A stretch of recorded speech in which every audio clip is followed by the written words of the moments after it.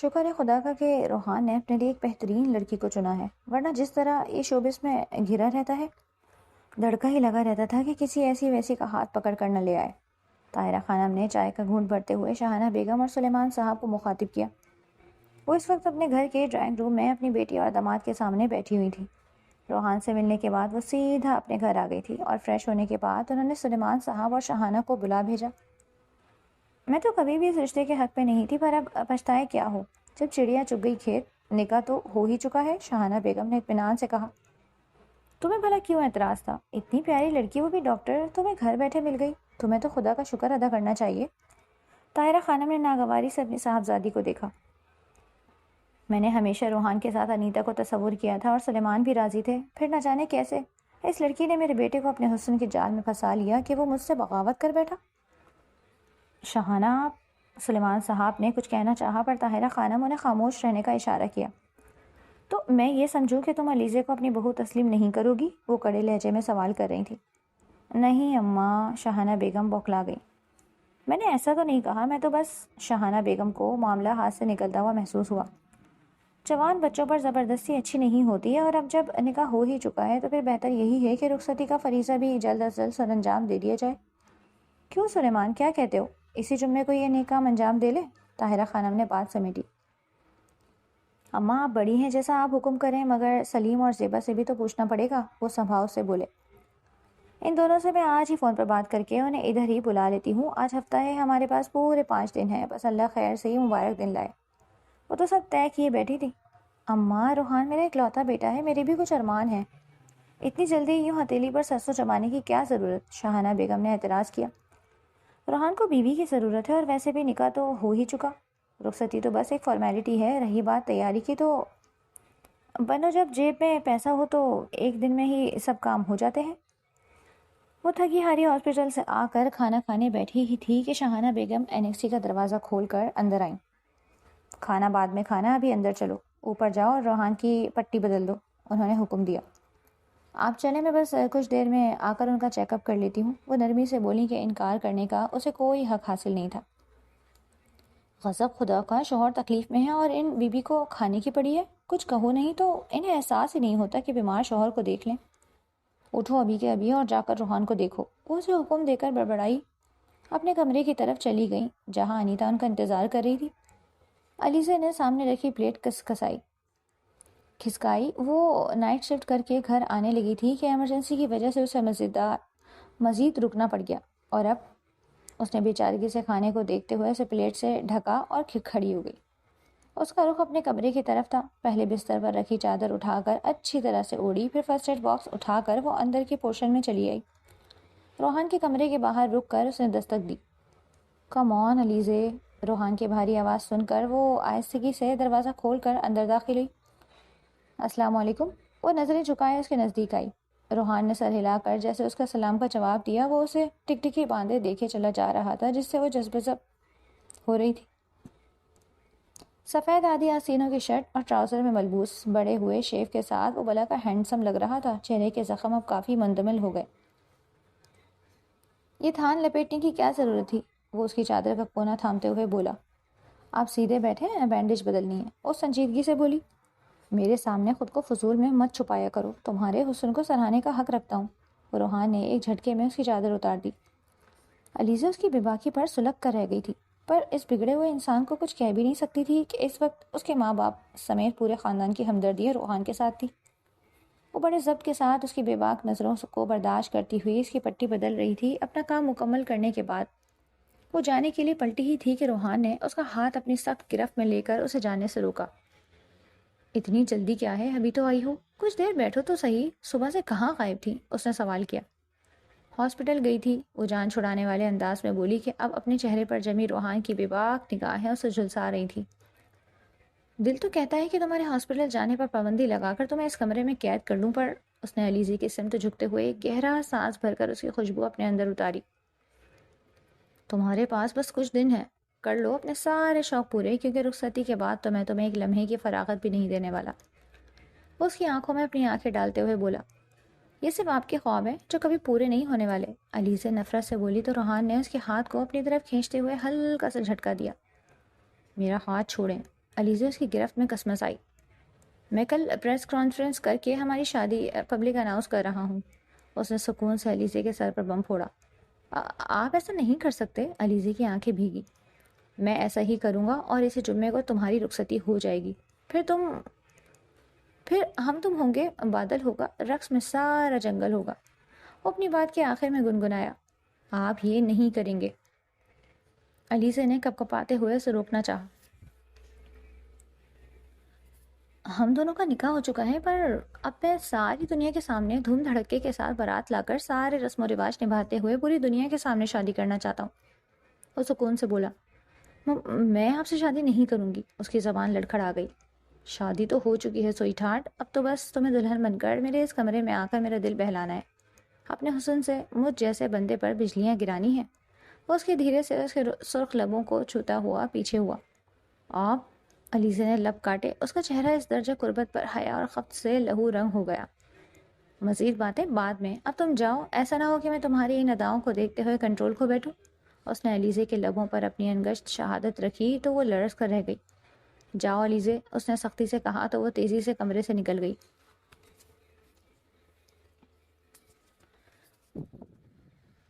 آنی، آپ میرے ساتھ ایسا کیسے کر سکتی ہیں؟ انیتا آنکھوں میں آنسو لیے ان کے سامنے سوالی بنی کھڑی تھی۔ وہ 2 ٹکے کی لڑکی، آپ اس کی روحان سے ڈائیورس کروانے کے بجائے رخصتی کی تیاری کیسے کر سکتی ہیں؟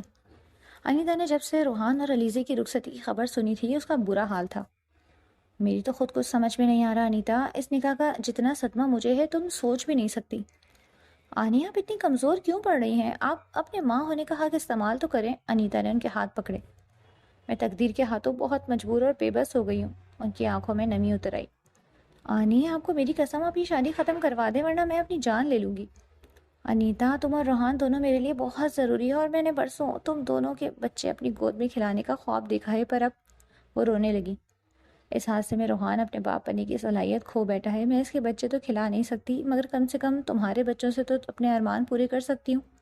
وہ بول رہی تھی مگر انیتا، اس کے سر پر تو جیسے یہ خبر سن کر پہاڑ گر گیا۔ انیتا کو زندگی میں سب کچھ چاہیے تھا، وہ روحان کے ساتھ بنا کسی ثمر کے زندگی بھر کا سفر کرنے کی حماقت نہیں کر سکتی تھی۔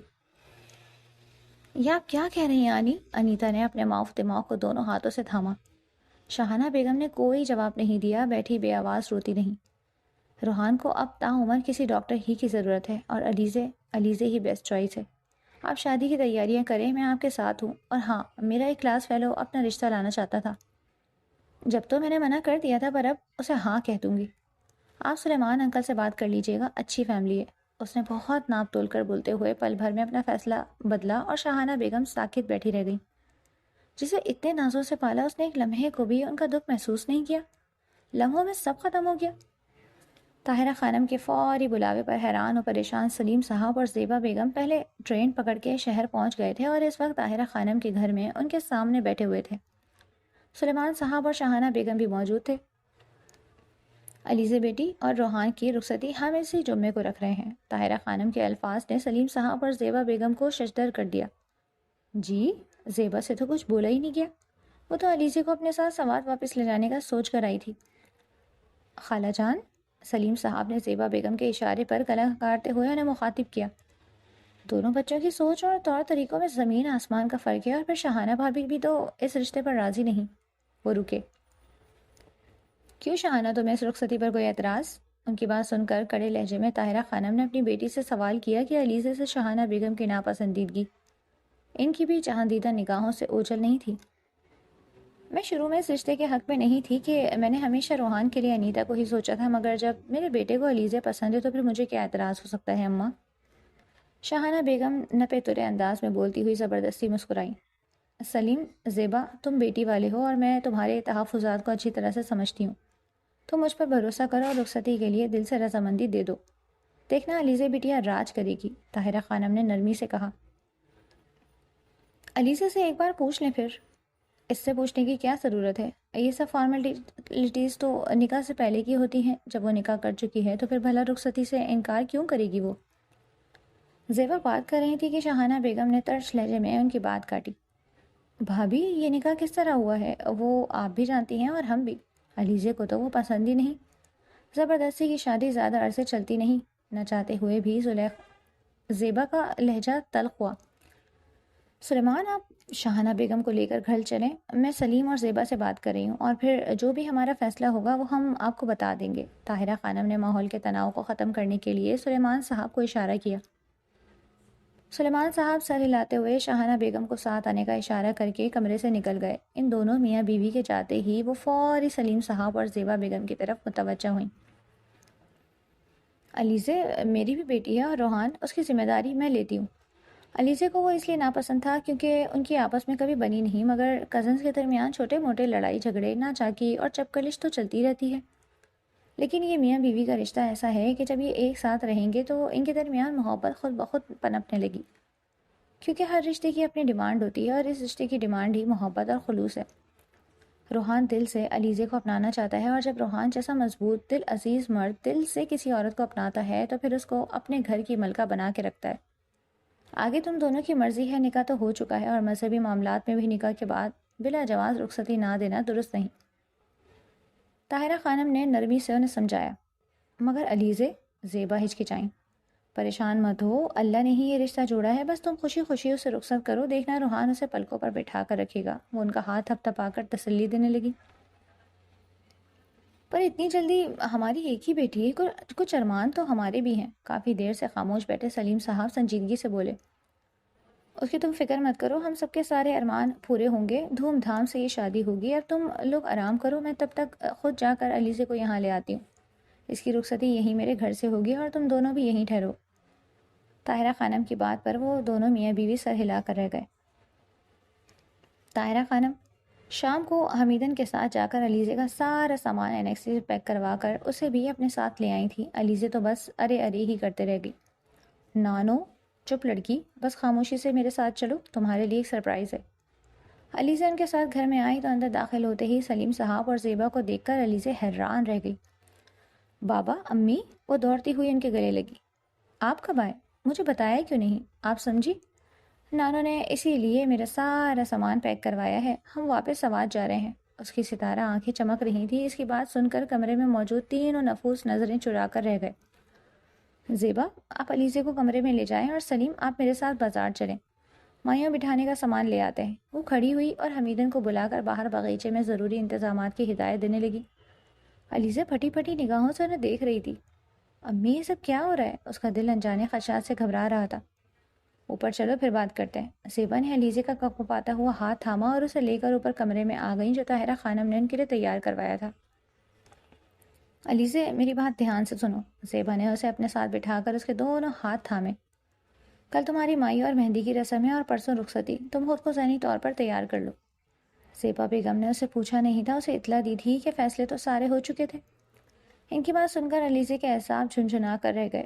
وہ پھٹی پھٹی نگاہوں سے اپنی ماں کو دیکھ رہی تھی۔ امی، آپ؟ علیزہ کی آنکھوں میں دیکھتے ہی دیکھتے آنسو بھر گئے۔ ناراض مت ہو علیزہ، انہوں نے اس کے بالوں میں انگلیاں چلاتے ہوئے اسے اپنی سینے سے لگا کر پرسکون کرنا چاہا۔ میں روحان سے ملی ہوں، وہ بہت بدل گیا ہے، اور سب سے اہم اس کی آنکھیں، مجھے تمہارے لیے عزت نظر آتی ہے۔ وہ بولتے بولتے رکی اور ایک نظر اپنی لاڈلی بیٹی کی بھیگی آنکھوں کو دیکھا۔ ایک عورت کے لیے اس کی مان اور عزت سے بڑھ کر کچھ نہیں ہوتا، اور جو مرد اپنی بیوی کو مان اور عزت دینا جانتا ہے وہ اسے خوش بھی رکھنا جانتا ہے۔ یاد رکھنا، عزت نہیں تو کچھ نہیں۔ اور مجھے ایسا لگتا ہے کہ روحان اس حادثے کے بعد بدل سا گیا ہے، وہ تمہیں بہت خوش رکھے گا۔ زیبا نے اسے تسلی دینا چاہی، پر روحان خانزادہ کتنا بدلا تھا یہ وہ بخوبی جانتی تھی، پر اپنی ماں کو وہ سمجھا نہیں پا رہی تھی کیونکہ وہ سمجھنا ہی نہیں چاہتی تھی۔ اور یہ صرف روحان کی ہی نہیں، سب گھر والوں کی خواہش ہے، اور مجھے پورا یقین ہے کہ میری بیٹی اپنے بابا اور امی کی زبان کا پاس ضرور رکھے گی۔ اب کہ زیبا بیگم نے اس کے اوپر ماں باپ کی تابعداری کا پریشر ڈالا، جس کے بعد علیزہ کے پاس کوئی گنجائش نہیں بچی، وہ دونوں ہاتھوں سے منہ چھپا کر رونے لگی۔ خاندان کی عزت کی سب کو پرواہ تھی، اور یوں زبردستی کا رشتہ جوڑ کے اس کی عزت میں کون سا اضافہ ہوا تھا؟ وہ اپنے کمرے میں آرام کرسی پر جھولتا ہوا سامنے میز پر رکھے لیپ ٹاپ پر نظریں جمائے بیٹھا تھا۔ علیزہ کا دلکش چہرہ اسکرین پر بڑی شان سے جگمگا رہا تھا۔ جھکی گھنیری پلکیں ہیں جو اس کا دل لوٹ چکی تھی۔ ہاں، یہ سچ تھا کہ ہزاروں لڑکیوں کے دلوں کی دھڑکن، the great rock star Rohan Khanzada, اپنا دل ایک سیدھی سادی سی لڑکی علیزہ سلیم پر بری طرح سے ہار بیٹھا۔ وہ لڑکیوں سے دور رہنے والا، اکھڑ مزاج، ہینڈسم، زمانے بھر کی آگاہی رکھنے والا روحان خانزادہ، علیزہ سلیم کی سادگی، اس کی جھکی پلکوں اور شفاف مضبوط کردار کا دیوانہ ہو گیا تھا۔ اس لڑکی میں ماڈرن لڑکیوں جیسی کوئی بات نہیں تھی، کوئی ناز و انداز، عطائیں، کچھ بھی تو نہیں تھا۔ وہ شفاف دل کی مالک سادہ سی لڑکی تھی، اور اس کی اسی ادا نے روحان کو اپنی طرف متوجہ کیا۔ کیا میں اس کی محبت کا اسیر ہو گیا ہوں؟ اس نے علیزہ کی تصویر کو غور سے دیکھتے ہوئے خود سے سوال کیا۔ نہیں، مجھ جیسا مرد پیار، عشق، محبت پر یقین نہیں رکھتا، یہ سب افسانوی باتیں ہیں۔ وہ میری ضد ہے اور کچھ نہیں۔ اپنی سوچوں کو لگام ڈالتے ہوئے اس نے اپنے سر کو جھٹکا اور لیپ ٹاپ بند کر کے کرسی چھوڑ کے کھڑا ہو گیا۔ آج شام علیزہ کو مایو بٹھایا جا رہا تھا۔ جب سے شاہانہ بیگم اسے اطلاع دے کر گئی تھی، اسے اپنے اندر سکون اترتا ہوا محسوس ہوا، اور اب اس کا ارادہ اپنے مخصوص ہیئر سٹائل آرٹسٹ کے پاس جا کر اپنا حلیہ درست کرنے کا تھا۔ انٹرکام پر ڈرائیور کو گاڑی تیار کرنے کا کہہ کر وہ ڈریسنگ ٹیبل کے پاس آیا، برش اٹھا کر بالوں کو درست کیا جو توجہ نہ ملنے پر گردن کو چھو رہے تھے۔ پرفیوم چھڑک کر وہ باہر نکلا۔ ڈرائیور میں آیا اور چونک گیا۔ سامنے ہی نانو کے گھر سے ایک ہاتھ میں اپنا سفید کوٹ اور دوسرے میں اسٹیٹھوسکوپ لیے علیزہ باہر نکلی۔ وہ شاید اسپتال جا رہی تھی۔ روحان نے علیزہ کو دیکھتے ہوئے ایک نظر اپنی کلائی پر بندی گھڑی پر ڈالی اور پھر سختی سے اپنے عنابی لبوں کو بھینچتا ہوا اس کی سمت بڑھا۔ روحان بابا؟ ڈرائیور جو اس کے لیے دروازہ کھولے کھڑا تھا، اس نے آواز لگائی، پر وہ اسے نظر انداز کرتا ہوا تیز تیز چلتا ہوا لمحوں میں علیزہ کے سامنے پہنچا۔ کہاں؟ اس کے سامنے کھڑا آئی برو اچکاتے سوال کر رہا تھا۔ ہاسپٹل، میری ڈیوٹی ہے، وہ سادگی سے کہہ کر سائڈ سے نکلنے لگی۔ ڈیوٹی؟ او مس سوات، آج تو میرے نام پر مایو بیٹھ رہی ہو، اور میں نہیں چاہتا کہ میری مایو کی دلہن یوں سر جھاڑ منہ پھاڑ ہاسپٹل میں ڈیوٹی دیتی پھرے، وہ سختی سے بولا۔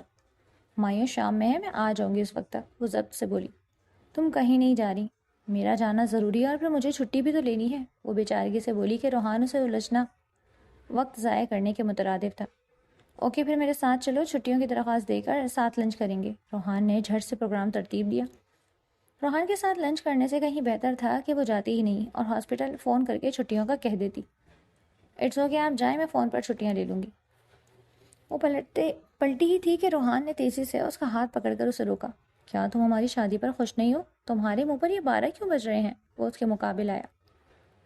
اس کی چپتی ہوئی نظروں سے وہ جذب ہوتی پلکیں جھکا گئی۔ سارا میڈیا، سارا خاندان جانتا ہے کہ آج روحان کی دلہن کو مایو بٹھایا جا رہا ہے، اور تم ہاسپٹل جا رہی ہو؟ اتنا بھی خیال نہیں کہ کسی نے تمہیں دیکھ کر پہچان لیا تو کیا ہوگا؟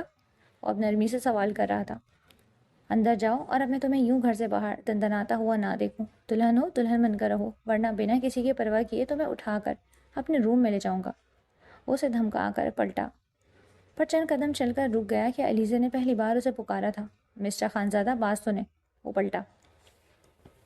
یہ سب جو ہو رہا ہے ٹھیک نہیں ہے، علیزہ نے ہمت کر کے اس کے منہ پر انکار کرنے کی ٹھان لی۔ کیا ٹھیک نہیں ہے سوئٹ ہارٹ؟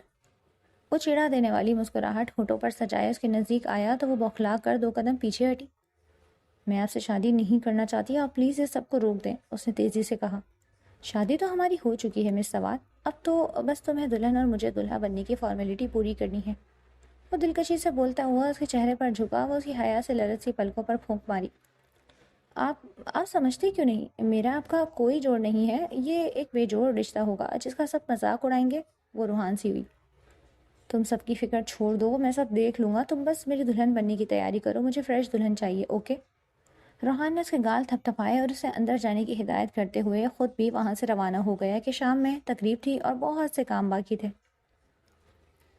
خوبصورت سا طویل لان روشنیوں سے جگمگا رہا تھا۔ روحان اور علیزہ کی رسم مائیوں میں اس وقت ملک کے چیدہ چیدہ مشہور گلوکار، اداکار، ماڈلز اور صحافی اس تقریب میں موجود تھے۔ بہت رنگین اور رومان پرور ماحول تھا۔ وسیع لان کے بیچ میں بہت خوبصورت گیندے کے پیلے پھولوں سے سجا اسٹیج بنایا گیا۔ ساتھ ہی لائیو آرکسٹرا ماحول میں دھیمی دھیمی دھنیں بکھیر رہا تھا۔ اسٹیج کے سامنے ہی گول دائرے میں میزیں اور کرسیاں بچھا کر مہمانوں کے بیٹھنے کا انتظام کیا گیا۔ پیلے جوڑے میں ملبوس بھاری کرن لگے سرخ دوپٹے کا گھونگھٹ نکالے، دونوں ہاتھوں میں موتیے کے گجرے سجائے، وہ بے یقینی کی کیفیت میں ساکت و جامد بیٹھی ہوئی تھی کہ یہ سب جو ہو رہا تھا اس کے لیے اس کا دل ہرگز بھی راضی نہیں تھا۔ طاہرہ خانم نے اسٹیج پر آ کر باری باری دونوں کی رسم ادا کر کے نوٹوں کی گڈی ان کے سروں پر سے وار کر پاس کھڑی ملازمہ کو پکڑائی، اور ان کے بعد باری باری سب خاندان والوں نے رسم ادا کی۔ آخر میں نوجوان پارٹی کی باری آئی تو سب نے شور مچایا کہ روحان کو بھی علیزہ کا منہ میٹھا کروانا چاہیے۔ سب کے شور و غل پر مسکراتے ہوئے آگے بڑھا اور ہاتھ میں تھوڑی سی مٹھائی اٹھا کر اس نے دھیرے سے علیزے کا گھونگھٹ کھولا۔ سرخ دوپٹے کے حالے میں دمکتا ہوا اس کا چہرہ، خوبصورت چہرہ، پیشانی پر پھولوں کی بندیاں، سرخ ہونٹ اور حیا سے جھکی نگاہیں۔ وہ ٹکٹکی باندھے اس دلربا کے حسن کو دیکھے جا رہا تھا۔ یہ دیکھ کر سب نے ہوٹنگ شروع کر دی۔ بہت خوبصورت لگ رہی ہو، مٹھائی اس کے لبوں کی طرف بڑھائے ہوئے اس نے پرتیش لہجے میں سرگوشی کی، پھر اس کا گھونگھٹ برابر کر کے سیدھا ہو کر بیٹھ گیا۔ رسم کی ادائیگی کے بعد کھانا کھول دیا گیا تھا اور علیزے کی تھکن کا احساس کرتے ہوئے طاہرہ خانم نے اسے اندر کمرے میں بھیج دیا۔ اندر کمرے میں آ کر اس نے سکون کی سانس لیتے ہوئے اپنا زرتار دوپٹہ اتار کر بستر پر ڈالا اور سنگھار میز کے سامنے کھڑی ہو کر پھولوں کا زیور جو اسے آج کی رسم کے حساب سے پہنایا گیا تھا اتارنے لگی۔ تبھی ہلکا سا کھٹکا ہوا۔ اس نے گردن موڑ کر دیکھا تو دھک سے رہ گئی۔ سفید قمیص شلوار میں ملبوس، گلے میں پیلے رنگ کا دوپٹہ نما اسکارف ڈالے روحان اس کے کمرے میں داخل ہو کر دروازہ بند کر چکا تھا۔ آپ یہاں؟ وہ بھوکلا کر سیدھی ہوئی، پر مقابل تو سب بھلائے بس اسے دیکھے چلا جا رہا تھا۔ اس کی نظروں سے خائف ہو کر وہ پلٹی تو سامنے آئینے میں بنا دوپٹے کے نظر آتا اپنا سراپا دیکھ کر وہ شرم سے سرخ پڑی۔ سرخ پڑتی ہوئی تیزی سے بستر کی طرف بڑھی اور اپنا دوپٹہ اٹھا کر اچھی طرح سے خود پر لپیٹ لیا۔ آپ یہاں کیوں آئے؟ اس نے ناگواری سے سوال کیا۔ بیوی ہو میری، میرا دل چاہ رہا تھا تمہیں دیکھنے کا تو چلا آیا، وہ نرمی سے بولتا ہوا اس کے سامنے آ کر کھڑا ہو گیا۔ ہاتھ آگے کرو، نکاح کا گفٹ ڈیو تھا وہ لایا ہوں۔ اس نے جیب سے ڈائمنڈ کی قیمتی انگوٹھی نکالی۔ مجھے نہیں چاہیے۔ اس نے تیزی سے مٹھیاں بھیجی اور اپنا ہاتھ دوپٹے میں چھپا لیا۔ علیزے ہاتھ آگے کرو، وہ سختی سے بولا تو وہ نفی میں سر ہلاتی ہوئی 2 قدم پیچھے ہٹی۔ ابھی بھی وقت ہے، آپ یہ شادی رکوا دیں، وہ اس کے اپنی سمت اٹھتے قدم دیکھ کر کپکپاتے ہوئے بولی۔ وہ بنا کچھ کہے اس کی طرف بڑھا۔ وہ پیچھے ہوتی ہوتی دیوار سے چا ٹکرائی۔ اتنی ناراض کیوں ہو؟ ایک بار مجھ پر اعتبار کر کے اس رشتے کو تسلیم کر کے تو دیکھو، وعدہ کرتا ہوں دنیا کی ہر نعمت تمہارے قدموں میں ڈھیر کر دوں گا۔ اس کی روشن پیشانی پر چمکتے موتیوں کو اپنی انگش شہادت سے صاف کرتا ہوا بولا۔ آپ وہ اس کے لمس سے لرز اٹھی۔ روحان نے ذرا سا جھک کر اس کا ہاتھ دوپٹے سے نکال کر تھاما اور سکون سے اس کی مٹھی کھول کر اسے انگوٹھی پہنائی۔ مجھے یہ سب اچھا نہیں لگ رہا، آپ سمجھ کیوں نہیں رہے؟ فکر مت کرو، وقت کے ساتھ سب اچھا لگنے لگے گا، اس نے بے باک لہجے میں کہہ کر اس کے چھکے چھڑائے۔ انگوٹھی پہنا دی نا، ہو گئی آپ کی عزت پوری، اب جائیں یہاں سے، وہ بد لحاظی سے بولی۔ تم میری نرمی کا ناجائز فائدہ اٹھا رہی ہو مسز علیز روحان، ایسا نہ ہو کہ میں ضد پر آ جاؤں، پھر تم روتی پھرو گی، اس لیے سوچ سمجھ کر الفاظ منہ سے نکالا کرو۔ روحان نے اسے تنبیہ کی۔ نرمی؟ یہ زبردستی شادی کرنا یہ آپ کی نرمی ہے؟ وہ استحصائی انداز میں بولتے بولتے رو پڑی۔ یا اللہ، میں نے تو کوئی گناہ نہیں کیا، پھر میرے ساتھ ایسا کیوں؟ وہ شکوہ کر رہی تھی اور اس کی بات سن کر روحان کے دماغ کا میٹر گھوم گیا۔ ایک جھٹکے سے اس کو بازو سے پکڑ کر اس نے اپنے سامنے کیا۔ کیا برائی دیکھی ہے تم نے مجھ میں؟ کیا میں شراب پیتا ہوں، فلرٹ کرتا ہوں؟ آخر ایسی کون سی برائی تم نے مجھ میں دیکھ لی جس سے میں خود آگاہ نہیں؟ جواب دو ڈیمٹ، وہ آتش فشاں لہجے میں چلایا۔ آپ شراب پیتے ہیں، میں جانتی ہوں، آپ ایک بار شراب کے نشے میں میرے کمرے میں، وہ لبوں پر ہاتھ رکھ چپ ہو گئی کہ روحان نے زور سے اپنا ہاتھ دیوار پر مارا۔ میں شراب نہیں پیتا، اس روز مجھے دھوکے سے نشہ دیا گیا تھا۔ خیر تم جیسی پاک باز نیک پاپردہ عورت کو یہ سب کہاں سمجھ آئے گا؟ وہ اسے ایک جھٹکے سے چھوتا ہوا کمرے سے نکل گیا۔ صبح ناشتے کی میز پر اخبار میں روحان خانزادہ کی شادی اور مائیوں کی خبر پڑھ کر وہ شاکڈ رہ گئی۔ تم ایسا کیسے کر سکتی ہو علیزے؟ وہ کنکھیوں سے اپنے بھائی کو دیکھتی ہوئی بڑبڑائی۔ حمزہ شہباز کے چہرے پر اداسی چھائی ہوئی تھی، ایسا لگ رہا تھا کہ وہ جیسے مارے بندے وہاں بیٹھا ہوا۔ یقیناً بھائی نے یہ خبر پڑھ لی ہوگی۔ پورب کا دل بھی ناشتے سے اچاٹ ہو گیا۔ اتنی محنت کی سرکاری ہاسپٹل میں پیسے کھلوا کر جھوٹی رپورٹس تیار کروائیں، پر نتیجہ کیا ملا؟ علیزہ سلیم اس کے بھائی کو چھوڑ کر اس روحان خانزادہ سے شادی کر رہی تھی۔ پورب شہباز بری لڑکی نہیں تھی، بس وہ اپنے بھائی کی دیوانی تھی، اور یہاں علیزہ سلیم پر اس کے بھائی کا دل آ چکا تھا، تو پھر وہ یہ کیسے برداشت کر سکتی تھی کہ علیزہ اس کے بھائی کو چھوڑ کر کسی اور کی ہو جائے؟ بھائی، اخبار ایک طرف رکھ کر اس نے حمزہ کو پکارا۔ بھائی آپ ٹھیک ہے نا؟ وہ آنکھوں میں نمی لیے سوال کر رہی تھی۔ میں ٹھیک ہوں پورب، وہ سنجیدگی سے بولتا ہوا سامنے رکھی ناشتے کی بھری پلیٹ کھسکھساتے ہوئے کھڑا ہوا۔ کہاں؟ مسز شہباز نے سوال کیا۔ مما آج ہاسپٹل جانا ہے اور شاید میں آج رات کی فلائٹ سے لندن چلا جاؤں، کچھ کام تھا ادھر۔ وہ ان کا ماتھا چوم کر رکا نہیں۔ اسے جانا تھا، دیکھ کر حورب بھاگتی ہوئی اس کے پیچھے ڈرائیوے تک آئی۔ بھائی، علیزے کے ساتھ ظلم ہو رہا ہے، وہ روحان کبھی باپ نہیں بن سکتا، آپ دیکھیے گا، یہ شادی نہیں ہوگی، اور اگر ہو بھی گئی تو 2 دن نہیں چلے گی۔ وہ غرب کی بات سن کر ٹھٹک کر رکا۔ تم اتنا کچھ کیسے جانتی ہو؟ بس مجھے سب پتہ ہے، آپ فکر مت کریں، اور پلیز ہمیں چھوڑ کر لندن مت جائیں بھائی، علیزہ صرف آپ کی ہے اور آپ کو ہی ملے گی۔ حمزہ کے جانے کے بعد وہ اٹھی، اور اب اس کا ارادہ علیزہ سے ملنے کا تھا۔ یقیناً علیزہ نہیں جانتی ہوگی کہ روحان کبھی باپ نہیں بن سکتا، ورنہ وہ کبھی بھی اس شادی کے لیے تیار نہ ہوتی، مجھے اسے بتانا ہوگا۔ وہ اٹھی اور علیزہ کی طرف جانے کی تیاری کرنے لگی۔